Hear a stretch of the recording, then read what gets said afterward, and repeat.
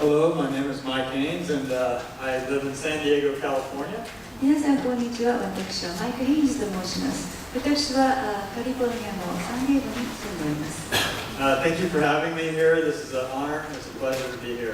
今日はこの会をお招きいただきまして本当にありがとうございます。皆様とこうしてご一緒できることを大変光栄に思います。I think the gentleman of what he was saying about the core conditions of our food supply is spot on. 今先生がご紹介くださいましたようにですね、この食料の供給というのは本当に危ぶまれておりますね。Most Americans don't have access to very good food. Most of the foods available on every street corner, it consists of McDonald's, Burger King, all the fast food places, just horrible food options. 実はアメリカではその食料というのがですね、ハイクオリティの食料というのはあまり市場に出ていないんですね。ほとんどの場合、マクドナルドとか、バーガーキングとか、そういった類のファストフードによってもたらされています。To the point that there's so much sugar put in our foods that Americans, the majority of Americans, there's about 1 out of 3 that are pre-diabetic, and only 90% of them don't even know about it. 実はそういった非常にアンバランスな食料のためにですね、糖分の取りすぎというのは非常に問題になっております。統計で言いますと、3人に1人の米国人には前期糖尿病的な症状を呈しております。で、実際自分がそういう症状になっていることすらも気づいてない人が大半なんですね。So I'm very lucky to live in California because we have a lot of good produce there, but the majority of places throughout the United States does not. そういう点では私はカリフォルニア州というね、実際その食料を供給する農業中心の州におりますことで非常にラッキーだと思いますけれども、じゃあ他のアメリカの各州ではどうかというと、なかなか状況は同じではありません。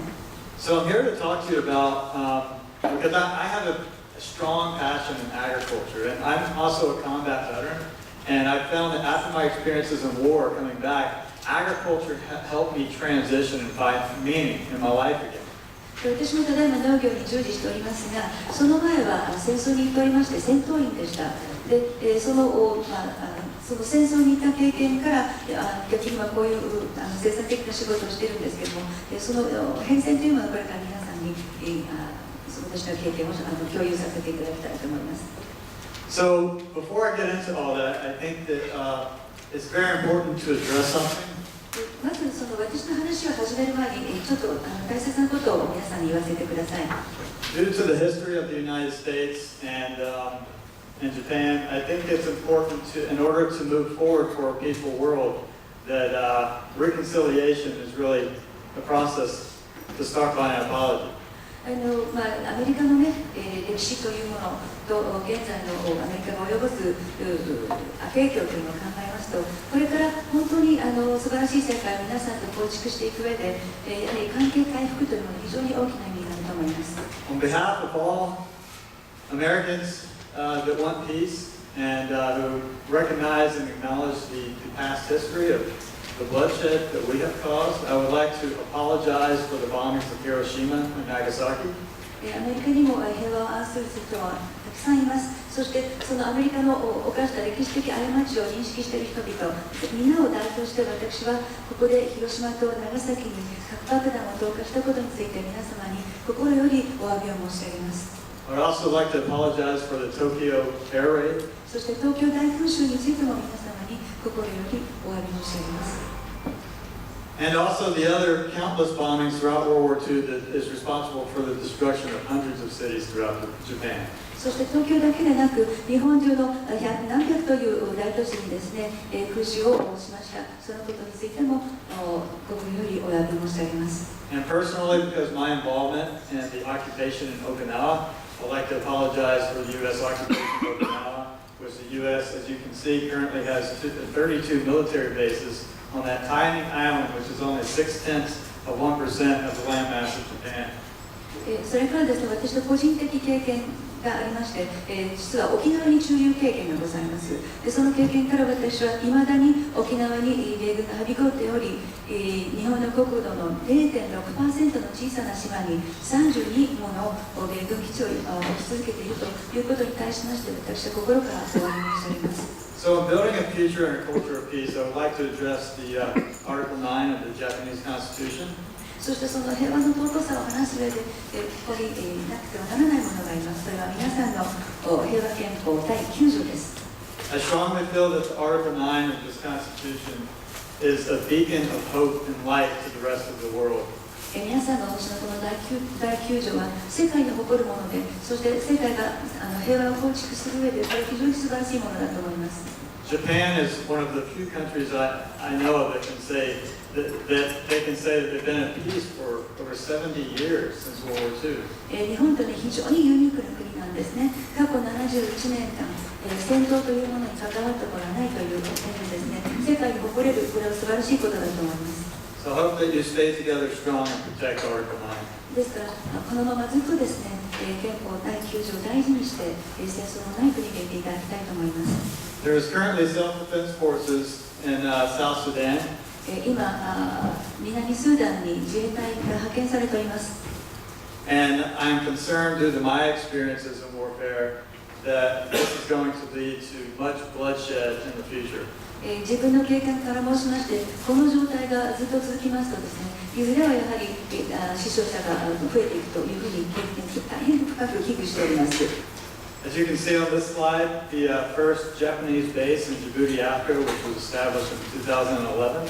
実はここにございますが、ジブチの日本の自衛隊が置いている基地の地図なんですね。2011年から日本は自分の国の外に基地を置いているんです。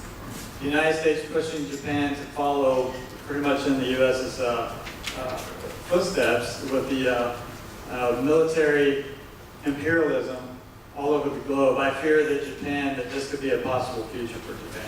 現在、アメリカはですね、軍を基調とした帝国主義を世界中にはびこらしておりますけれども、何かいずれ日本が同じような足跡をたどっていくのではないかと非常に懸念しております。So the United States has over 700 bases all throughout the world. アメリカ合衆国は現在、地球上にですね、自国以外の土地に約700の基地を置いています。And what really fuels this American imperialism is something called American exceptionalism. でこのアメリカの帝国主義を煽っている考え方に、アメリカ例外主義というものがございます。American exceptionalism is a belief that the Americans are somehow superior and should lead and be the example for the rest of the world. アメリカ例外主義というのはですね、米国が他のどの国よりも自国が優れているというコンセプトにのっとったものです。And this whole idea, this concept is really fueled for patriotism, which is very strong in the United States. でこのアメリカ例外主義というものを煽っているのがアメリカの愛国心なんですね。As a kid growing up, I remember always having a toy plastic gun in my hand. アメリカで子供時代を過ごしてますので、私の子供時代はですね、いつもおもちゃの銃を持って遊んでおりました。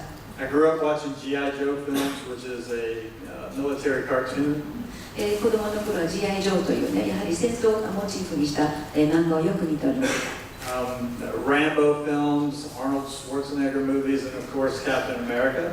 映画ではランボーとか、それからアーノルド・シュワルツェネッガーがよく出る映画ですとかね、それからキャプテンアメリカなんかもよく見てました。The patriotism is very strong in our sporting events, as you can see in this actual photo of a football game. 実はアメリカのスポーツゲームというのは非常に愛国心を煽るのに絶好のステージなんですね。Where the military is always present, playing the national anthem, and everyone has to stand up and put your hands on your heart. このスポーツゲームの時は必ず軍人さんがどこかにいます。そしてゲームが始まる前に会場の全員が立ち上がって胸に手を当てて国歌斉唱をいたします。And if you don't do this, you're ostracized, you're looked down upon. 周りがみんなそうしてますから自分一人座ってるわけにいきませんね。勇気を絞って座ってる人はどちらかというとなんか蔑みの目を視線を感じるわけです。And then to solidify this patriotic loyalty, you can see the 4 fighter jets scream over your head. でこうやって国歌斉唱がですね、全員の規律の中で行われた直後にですね、頭上をブワーッと戦闘機が舞っていくという非常にドラマティックなイベントになっています。So I want you to give you an understanding of why the United States has such a huge military presence, and I feel that the cultural programming growing up as a kid is very strong for this because it led me to join the military and do the actions that I did. でどうしてそのアメリカの文化としてのその軍の存在っていうのがどういうふうにその子どもの頃から刷り込まれていくかというのをですね、自分の経験も絡めてですね、皆さんにこれからご紹介したいと思います。So the U.S. military spends over $600 billion on our defense budget annually.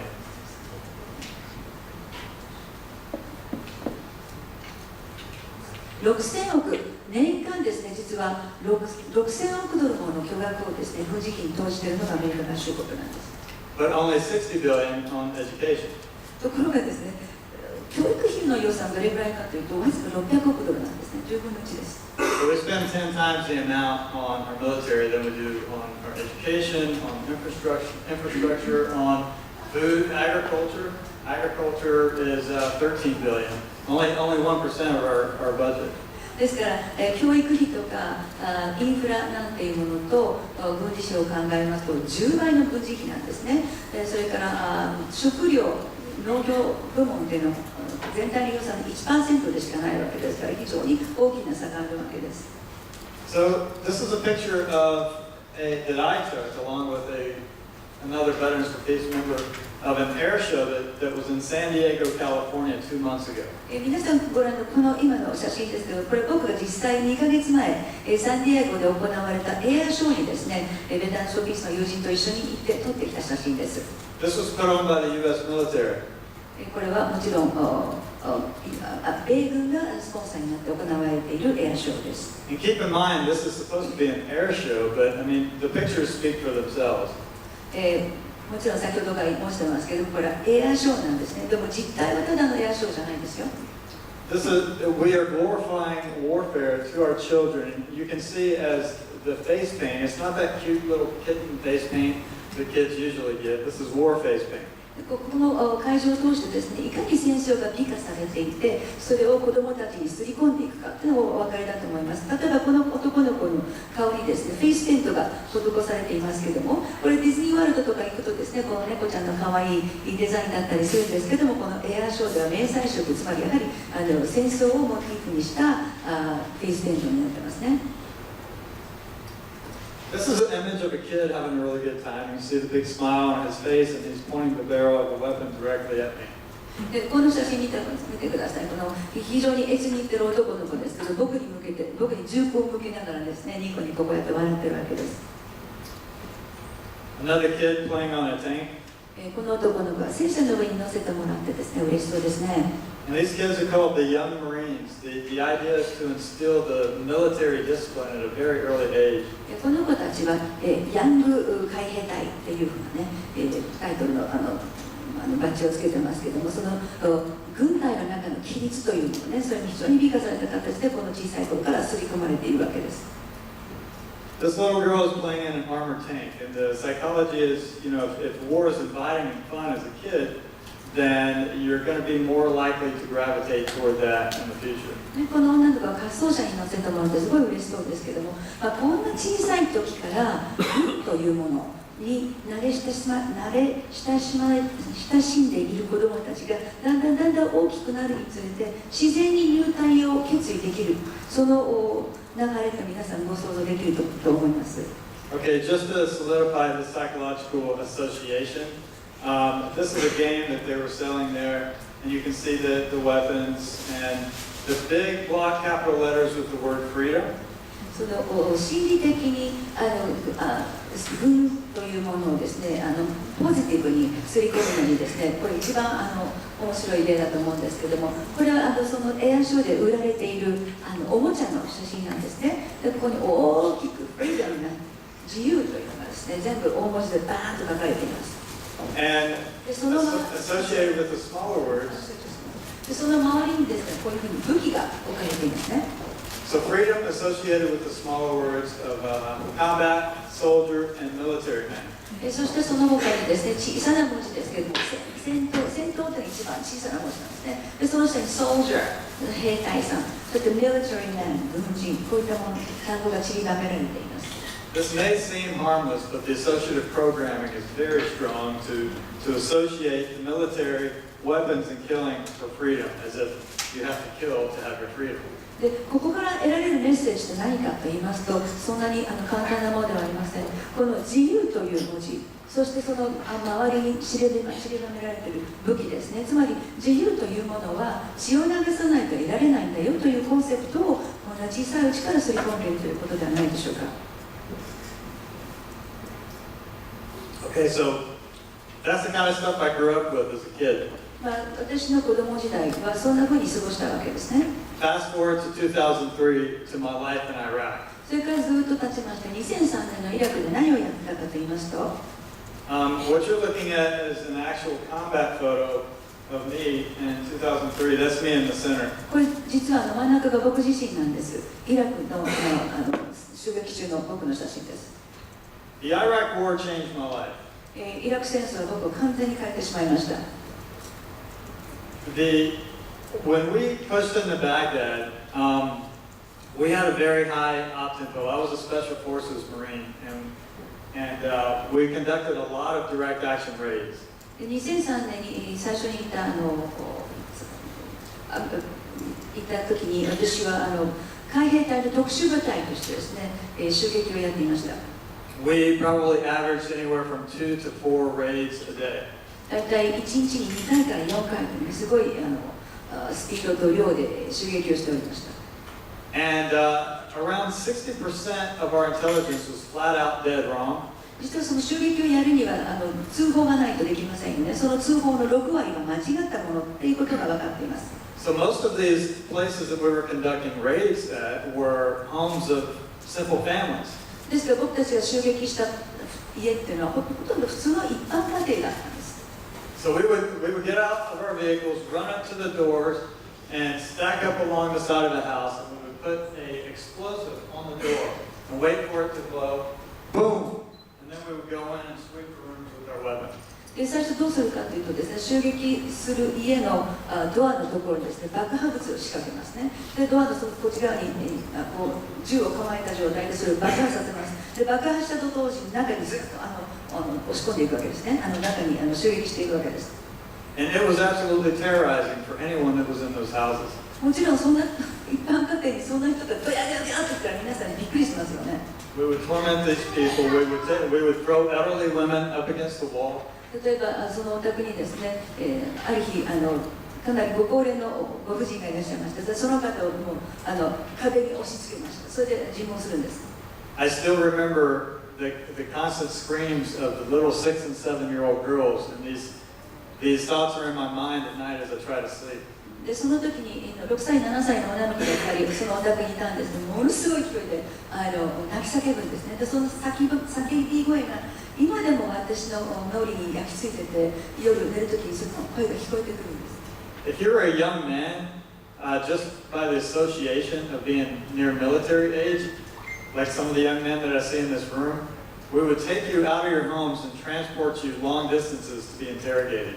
でもしそのお宅にですね、軍に採用されていいぐらいの年格好の男性がいたとします。例えばここにいらっしゃる大学生の皆さん、あなた方ぐらいの年の男性がいると何をしたかというと、そういう人たちを逮捕してずっと遠いところの収容所に連れて行くんですね。グアンタナモみたいなところだと思いますけど。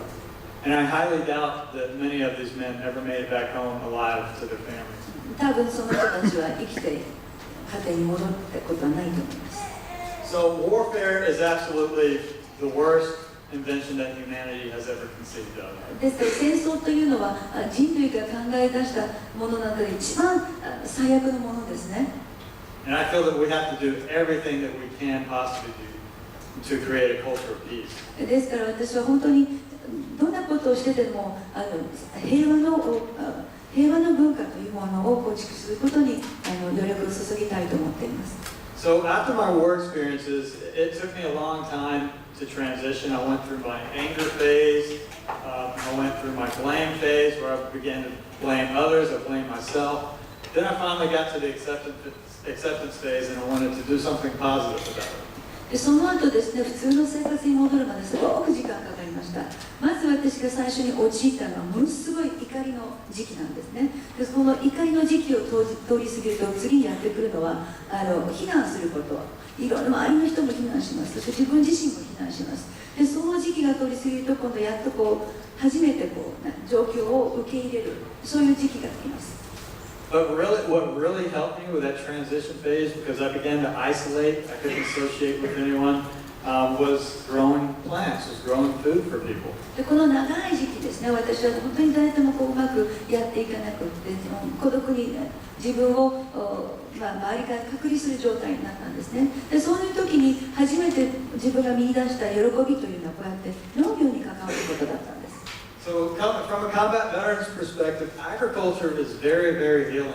そうですから戦闘員だった頃からこの農業家になる変遷というのはとても私にとって癒しだったんです。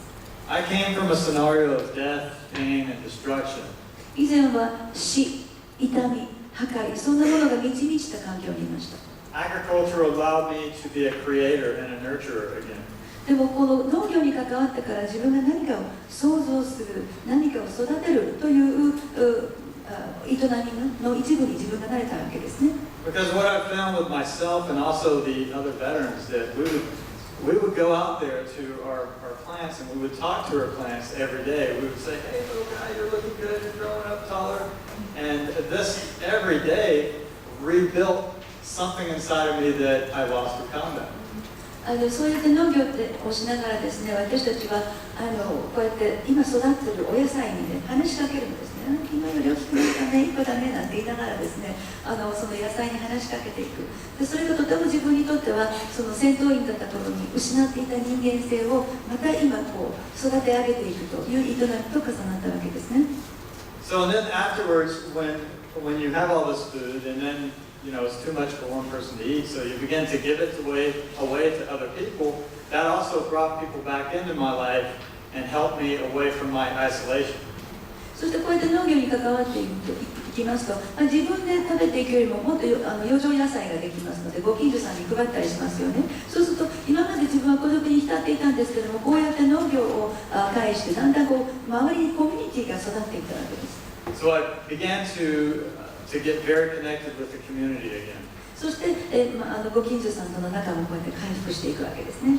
And there's a team of veterans who we got together and we devised a system that we can deploy anywhere in the world to provide food, clean water, the basic necessities of life again. And that is helping me and many other veterans rebuild that foundation within ourselves as well. でこういう農業の喜びにですね、僕はたくさんの他の元戦闘員たちを呼んできました。でこの仲間の中で盛り上がったことは何かと言いますと、世界中どこでも何かそれあるものを持っていって、農業をする施設を作ろうじゃないか。そのことによって食べ物、きれいな水、生活にどうしても基本的に必要なものをですね、世界中どこでも生産できるようなシステムを作ろうよというアイデアが浮かんできたんですね。So now I'd like to play a 3-minute video to show you what this is. This was a news piece from a big news source in the country, CNN. で皆さんちょっとこの3分間のビデオをご覧いただきたいと思います。これはCNN ニュースに取り上げられた僕たちのプロジェクトなんです。ちょっと暗くしていただけますか。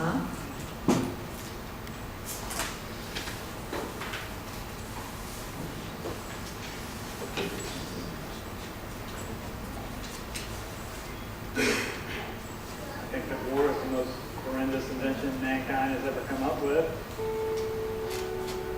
Mike Haynes is a decorated combat vet. He's a former reconnaissance Marine who served in both Iraq and Afghanistan. But since he's come back to the U.S., he's taken on a new mission. You weren't thinking about farming. I wasn't thinking about farming. I was just thinking, I was really questioning what was going on with warfare in itself. We kind of have a predominant mentality right now that we're going to drop bombs and that's going to solve the problem. So instead of making things worse, instead of dropping bombs, then how about let's drop some food? Let's give people the tools that they need to rebuild their community. One solution, he says, is a healable outpost. a hydroponic greenhouse and power station. It's wired with satellite internet access, and it filters 2,000 gallons of water a day. Basically, an industrial-sized Swiss Army knife. Dylan Radigan helped start Helical. You don't recognize him from TV. Where did the idea come from? This is an idea that was brought to me by people like Mike Haynes, combat veterans. So I say to them, what does the world need? And they have this sort of militaristic worldview of this integrated equipment functionality. And they say, we don't just need a power station. We don't just need a communications hub. We don't just need a farm. We need all of those things working in an ecosystem that can then build capital and people.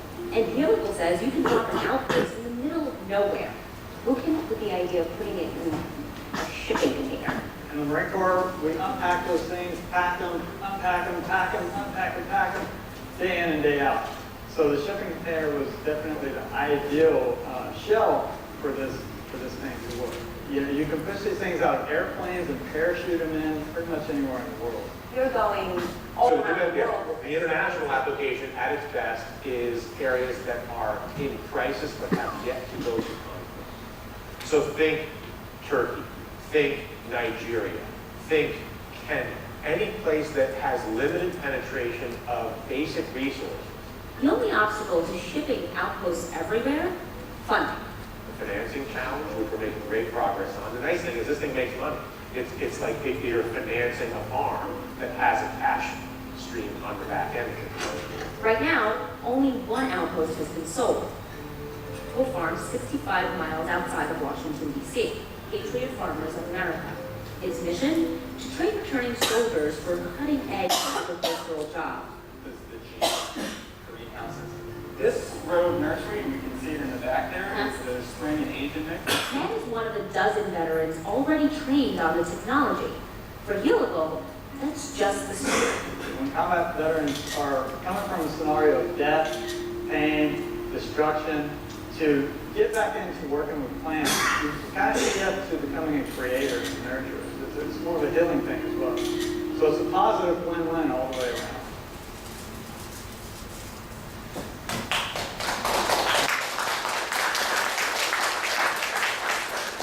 Thank you. Thanks. どうもありがとうございます。 So I'm going to get back into the agriculture aspect of it, but I just want to address there's been two major things that I have been involved with that has helped me get back on the track from the negative spiral that I was going into after combat. そう戦闘員という戦闘員からをやっていて戻ってきてからですね、普通のもっとポジティブな生活に戻るまで長い時間がかかったと先ほどから申しておりますけども、その中で今自分にとってとても癒しにつながることが2つあります。 So the first thing that I showed you through the video, the agriculture, applying technology for solving problems, that was the first thing. 一つは先ほどビデオでご覧になったように農業なんですけども、農業という分野に画期的なテクノロジーを適用してですね、で問題解決につなげていくということです。 Because technology can be used for extreme evil, and every time I see any kind of machine that comes out that better effectively kills people, I get sick to my stomach. テクノロジーというのは使い方によっては非常に恐ろしいものにもなるわけですね。例えばもっともっと効率よく破壊したり殺害したりするような新しい武器を見ますと本当に心が痛みます。 But it can also do some very, very amazing things, and I think that if we use it properly for human and environmental concern, we can truly build a world of peace. でもそういったテクノロジーを人類や環境保全そういったものに適用していけばもっといいことに適用していけばこの世の中はもっと良くなるのではないでしょうか And possibly transcend the scarcity-oriented economy, what this gentleman was talking about, and move into more of a social economy or resource economy where we share and we have access to things. そう例えばその今お見せしたようなテクノロジーをまだ経済的に発展途上のあるとこ発展途上の段階の国に持っていくことによってより社会的な経済が育っていくもっとより豊かな経済が育っていくのではないかと思います。 So that was the first thing. And the second aspect of actions is activism. それがまず一つね。で、二つ目はアクティビズムなんです。 So this is a picture of, there's me and you can see Rachel and the Veterans for Peace delegation in Okinawa protesting the construction of the new U.S. base, Hanoko. この写真はですね、昨年12月にベテランズとピースの代表団が沖縄に行きまして、辺野古に新しい基地を建設することを阻止するために現地の皆さんと一緒に抵抗運動に加わった写真です。そこに僕がいて、その上にレイチェルがいます。So I found for me it's extremely important to stand up for those that are oppressed in any way. 私にとって、抑圧されている人たちと一緒に彼らの立場になって、こういうアクションをするということで非常に私にとって癒しになっているわけです。So that last picture that you saw was back in December of 2015. で、先ほどの写真は昨年の12月で、This photo was much more recent. This was taken 2 months ago. We went back to Okinawa in September. で、この写真は2ヶ月前に撮られたばかりです。この時も沖縄に行きました。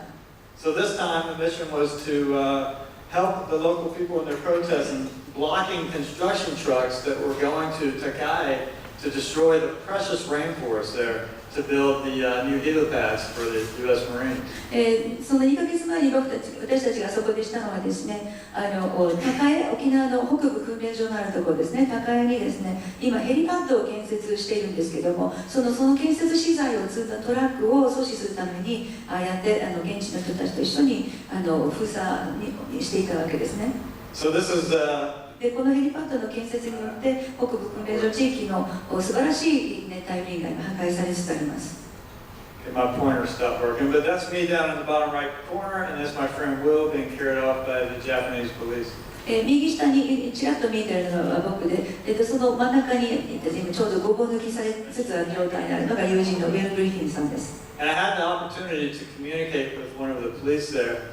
で、実はあそこにいる機動隊員の中の一人と話をすることができました。And they told me that the Japanese police do not want to go to Okinawa because they've heard the stories from the people, they see the tears in their eyes, and it really touches their hearts. その機動隊員が言うにはですね、この沖縄に行ってこのごぼう抜き係をやらせられるのが一番辛いんですって。というのはやっぱり現地の人がですね、もう目に涙を浮かべて一生懸命訴えかけてくるんですね。それでも自分はやらなきゃいけない仕事ということで非常に辛いんだそうですよ。This is another image of, he was a Marine who was stationed there 3 years, and this is him in the struggle supporting the Okinawans. この写真は僕のもう一人の友人で、彼も海兵隊として沖縄にいた人なんですけども、ちょうどごぼう抜き直前の写真ですね。Okay, so the most important thing that I got out of the Iraq War was to question everything. で、自分のイラク戦争体験から得た最も重要なことは何かと言いますと、全てにおいて疑問を持つことなんです。I learned something very, very important that if we want to create a world of peace, and this is my mentor, the great humanitarian and philosopher Dr. Martin Luther King. 平和の文化を構築するためにですね、何が一番重要かということをですね、私が尊敬する、敬愛するキング牧師の言葉を皆さんにご紹介いたします。He stated that those who love peace must learn to organize as effectively as those who love war. で、キング牧師がおっしゃるには、平和を愛する者は戦争支持者たちと同様、効果的な組織づくりを身につけなければならないとおっしゃいました。And then also following up from another mentor of mine, this is the great futurist Buckminster Fuller. それからもう一人、私が非常に敬愛するとても未来的な思考の持ち主、バックミンスターぐらいの言葉も引用したいと思います。He stated that if you truly want to make changes, that you don't necessarily fight the existing reality, you create a new model that makes the old model obsolete. で、彼が言うには、既存の価値観を戦って変えることなど無理ですが、それが時代遅れに見えるような新しいモデルを打ち立てればいいのですとおっしゃっています。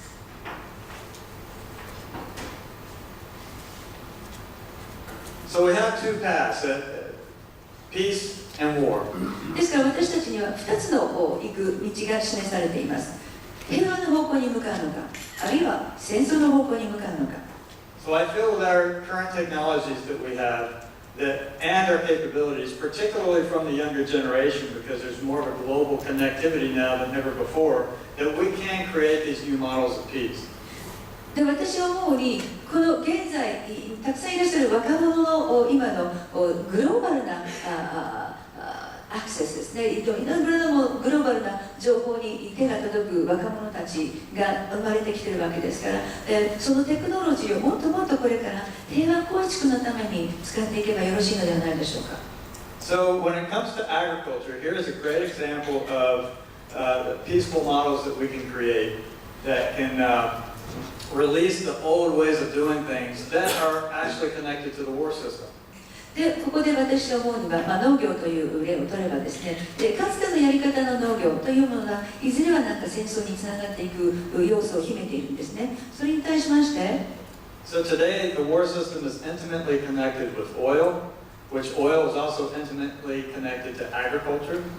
でそこに飛び火する前に現在の農業のやり方についてご説明します。で戦争というものと石油というものの関連は非常に強いですね。そして農業をやっていく上でその石油をかなり消費するという事実がございます。But if we apply technologies such as vertical farming, where entire skyscrapers are growing food on every level, we can provide for humanity at a very small footprint. ところがですね、このテクノロジーをこういうふうに垂直型農業に適用いたしますとですね、今までは広い土地を必要としていた農業ですけれども、ほんのそのちょっとの場所でもって高い生産性ができるわけで、それによってたくさんの人たちを食べさせていくことも可能なわけです。So utilizing hydroponic technology in aquaponics, you have close to 90% water savings. ですから先ほどお見せしました水耕栽培、あるいは水耕栽培と養殖をドッキングさせた形のアクアポニクスというものを駆使していきますと、本当に、今まで使っていた水の量のほんの 10% ぐらいで農業ができちゃうんですね。Which it's also understood that we currently use about 38% of the global land mass for conventional agriculture. 今実はですね、地球全体の土地の 38% を農業に使っています。So current estimates show that if we incorporated this for providing the majority of the calories for humanity, we would need less than 1% of the land that we currently use. ところがこの垂直型農業に切り替えますと、なんとその土地が全体の 1% で同じようなカロリーを生産し、同じようなニーズの人口を養っていけるというふうに算出されています。And if you want the figures and numbers on that, I'd be happy to get those to you. You can see me afterwards. もしそういったデータ詳しいことをお知りになりたい方はぜひ私に後で聞いてください。So I have to close now because I'm running out of time. ちょっと時間が押してますので、これもうすぐクローズに行きたいと思います。But I also want to briefly show, this is an example of cities that I've seen throughout the world. ちょっとその前にですね、この、世界中どこでも見かけるスラムの写真をご覧ください。Which is the poverty rate in the world has a direct relation with the city systems. その世界中に今存在している貧困というのは、その都市が持っているシステムと非常に直結しているんですね。Over half the world lives in a state of poverty, and over half the world lives in the city system. もちろんその世界の半分以上は今貧困状態です。そしてそれはそれぞれのシティの、それぞれの市のシステムに直結しています。So incorporating methods such as you see here by another mentor of mine, he is designing a model city. でそれを打開するためにどんなものがよろしいかと申しますと、私が非常に尊敬している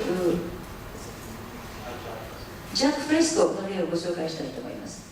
You can see there's an example of a city system where there's an agricultural belt that grows all of the food for all the inhabitants of that city. で彼のデザインするシティっていうのは、都市っていうのはこういうものなんですね。で農業をベースにしたものです。And technologies such as 3D printing.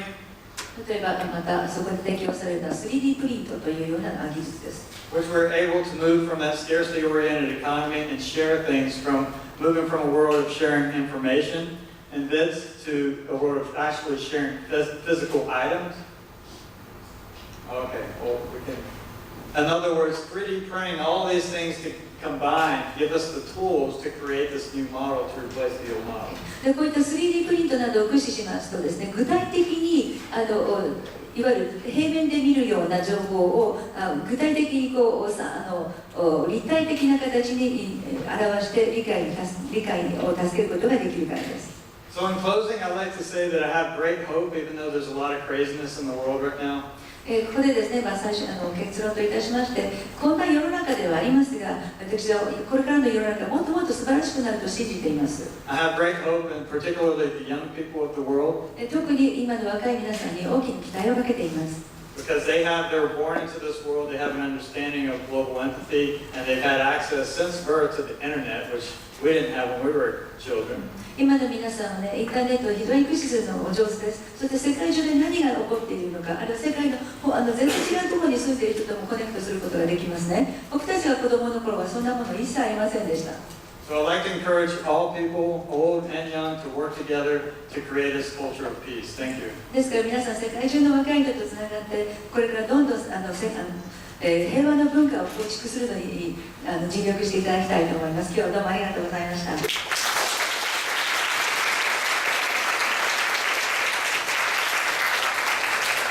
ケイさんありがとうございました。